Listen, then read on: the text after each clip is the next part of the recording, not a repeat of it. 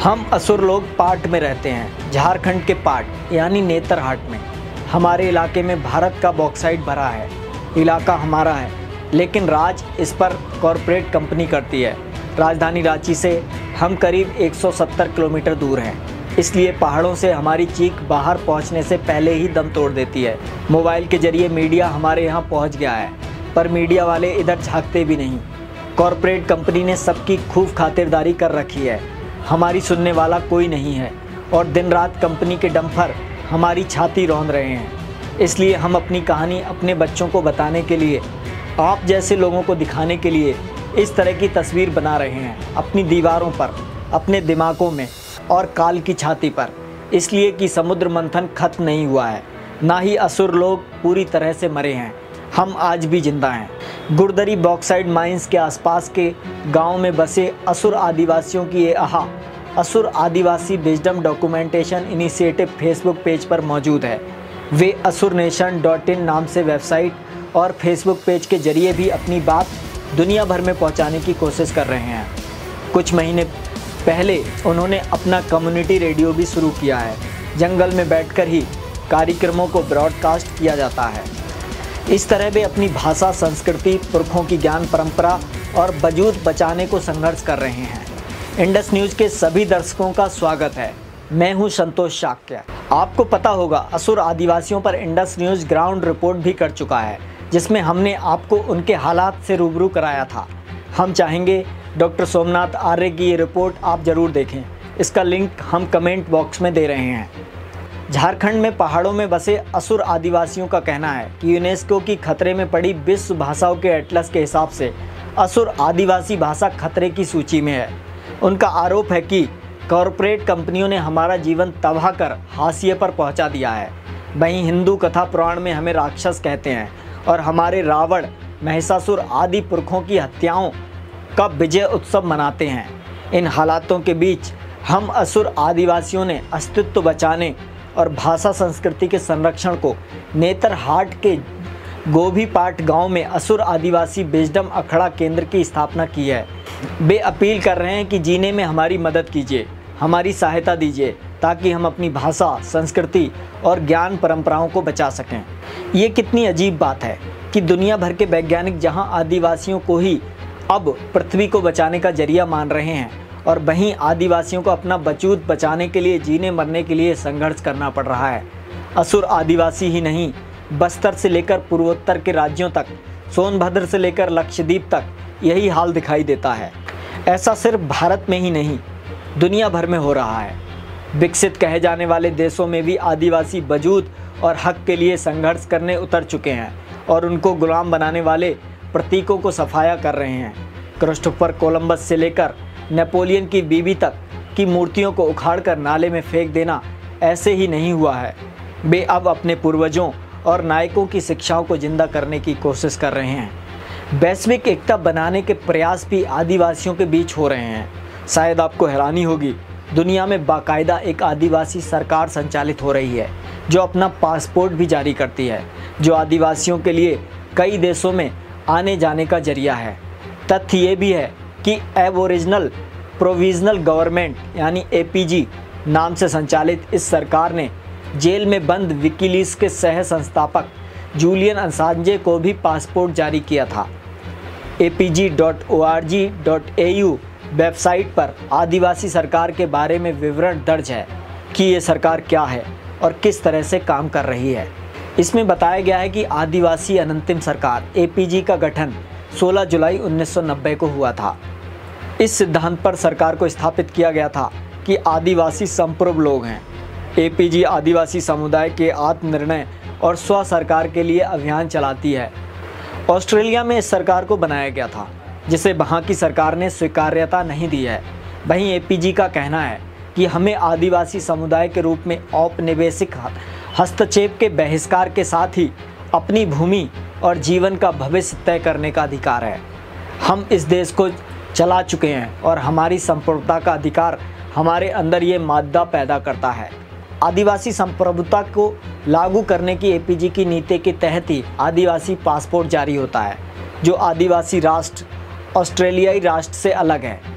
इस सरकार की आदिवासियों के अधिकारों से जुड़ी कई दूसरी नीतियां भी हैं। एपीजी से जारी यात्रा दस्तावेज को कई देशों, लीबिया ने 1987 और 1988 में, नॉर्वे और स्विट्जरलैंड द्वारा 1990 में और मेहाक राष्ट्र में 2014 में स्वीकार किया जा चुका है। हालांकि ऑस्ट्रेलियाई सरकार ने आदिवासी पासपोर्ट को मान्यता देने से इनकार कर दिया, जबकि कई आदिवासियों ने ऑस्ट्रेलियाई कस्टम के सामने केवल आदिवासी पासपोर्ट दिखाकर प्रवेश किया है। एपीजी आदिवासी जन्म प्रमाण पत्र भी जारी करता है ताकि आदिवासी बच्चों को आदिवासी राष्ट्र के नागरिकों के रूप में पंजीकृत किया जा सके। उन्हें इस पर ऐतराज़ है कि उनके बच्चों को जन्म के समय औपनिवेशिक ऑस्ट्रेलियाई राज्य के साथ पंजीकृत करने के लिए मजबूर किया जा रहा है। वे कहते हैं कि हमारे अपने जन्म प्रमाण पत्र औपनिवेशिक कानून के दायित्वों की अस्वीकृति हैं। एपीजी ने पहली बार 1992 में आदिवासी जन्म प्रमाण पत्र जारी करना शुरू किया था। विदेशों में राजनयिक प्रतिनिधिमंडल भेजकर एपीजी ने अंतर्राष्ट्रीय समुदाय से आदिवासी संप्रभुता को मान्यता देने की मांग की है। साल 1970 के दशक की शुरुआत में एबोरिजिनल दूतावास ने चीन की कम्युनिस्ट पार्टी के अध्यक्ष माओ से इसी हैसियत से मुलाकात की और चीन का दौरा किया। फिर 1980 के दशक के आखिर में कर्नल गद्दाफी के शासनकाल में आदिवासी प्रतिनिधि मंडलों की विरासत को मान्यता मिली। 1994 में एपीजी के संस्थापक अध्यक्ष बॉब बेदरॉल और सचिव माइकल मैनसेल ने दक्षिण प्रशांत फोरम में जगह बनाने के प्रयास में यात्राएं की और कहा कि हमें दुनिया भर में अपने वजूद को हासिल करने की ज़रूरत है। तब तत्कालिक ऑस्ट्रेलियाई प्रधानमंत्री बॉब हॉक ने दक्षिण प्रशांत देशों पर ऑस्ट्रेलिया की वित्तीय ताकत का इस्तेमाल कर एपीजी की बैठक में शामिल होने से रोक दिया। तब तत्कालिक ऑस्ट्रेलियाई प्रधानमंत्री बॉब हॉक ने दक्षिण प्रशांत देशों पर ऑस्ट्रेलिया की वित्तीय ताकत का इस्तेमाल कर एपीजी को बैठक में शामिल होने से रोक दिया। 2014 में एपीजी के एक प्रतिनिधि मंडल ने मेहॉक क्षेत्र में हॉडेनोसनी संघ के प्रतिनिधियों के साथ मुलाकात की, जो उत्तरी और लैटिन अमेरिका में आदिवासी संस्कृति को सहेजने की कोशिश कर रहे हैं। एपीजी गैर आदिवासी उन लोगों को भी वीज़ा जारी करता है जो आदिवासी राष्ट्र की सीमा में रह रहे हैं और आदिवासी संप्रभुता के दावे को स्वीकार कर वीज़ा का आवेदन करते हैं। ये सरकार दुनिया भर में आदिवासी समाज व्यवस्था के मॉडल के व्यवहारिक पहलुओं पर बातचीत और चर्चा को सार्वजनिक मंचों पर लाने की कोशिश में है। एपीजी कार्यकारी परिषद संगठन की गतिविधियों और परिवर्तन के एजेंडे का नेतृत्व करने के लिए जिम्मेदार है। एपीजी को शुरू में बुजुर्गों की एक शासी परिषद के साथ स्थापित किया गया था। अगस्त 1992 में एपीजी ने होबार्ट में अपनी पहली राष्ट्रीय बैठक की थी, जिसमें 150 से ज़्यादा आदिवासी पुरुषों, महिलाओं और बच्चों ने होबार्ट हवाई अड्डे पर प्रतिनिधियों का अपनी परंपराओं से स्वागत किया। प्रतिनिधि सभी आदिवासी समुदायों के राजदूत थे। प्रतिनिधियों को शहर में बेतरतीब तरीके से नहीं बल्कि बोनट पर चढ़ाकर आदिवासी झंडे लहराते कारों से काफिले के साथ ले जाया गया। रास्ते में काफिला जब पुल के नीचे से गुजरा, तस्मानियाई आदिवासी केंद्र के चाइल्ड केयर सेंटर के बच्चों ने वेलकम एपीजी का एक विशाल बैनर लगाकर स्वागत किया। पुलिस ने चौराहों पर यातायात रोककर काफिले की यात्रा को व्यवस्थित किया। संस्थापक एपीजी अध्यक्ष बॉब बेदरॉल ने उस वक्त कहा था, एपीजी सरकार आदिवासियों की कई पीढ़ियों की संघर्ष का नतीजा है, जिन्होंने आदिवासियों को इंसाफ के लिए लंबी लड़ाई लड़ी। ये सरकार सच्चाई और संघर्ष का प्रतिनिधित्व करती है, जिसका मकसद आदिवासियों के रूप में आने वाली पीढ़ियों को उनका हक दिलाना है, जो उनको कुदरत ने मुहैया कराया है। संयुक्त राष्ट्र संघ के अनुसार दुनिया भर के 90 देशों में 47 करोड़ 60 लाख से ज़्यादा आदिवासी निवास करते हैं, जो वैश्विक आबादी का 6.2% है। उनकी अनूठी संस्कृतियों, परंपराओं, भाषाओं और ज्ञान प्रणालियों की विशाल श्रृंखला है। उनका अपनी भूमि के साथ एक खास रिश्ता है और एक विश्व दृष्टि के साथ ही विकास की प्राथमिकताओं की अवधारणाएं हैं।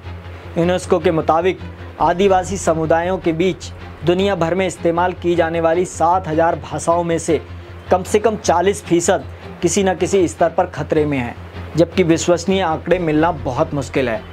विशेषज्ञ मानते हैं कि इन भाषाओं का कमज़ोर होने का कारण स्कूलों में ना पढ़ाया जाना और सार्वजनिक क्षेत्र में उपयोग ना होना है।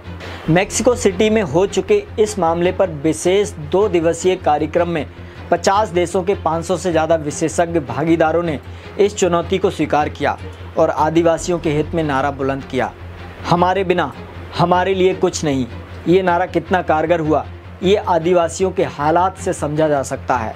अगर आप इस वीडियो को फेसबुक पर देख रहे हैं तो वीडियो को शेयर करें, हमारे फेसबुक पेज को फॉलो कर लें, यूट्यूब पर देख रहे हैं तो हमारे चैनल को सब्सक्राइब करें और वीडियो अच्छा लगा हो तो अधिक से अधिक लोगों के साथ शेयर करें। नमस्कार, मैं संतोष शाक्य, इंडस न्यूज़ 24/7 के लिए।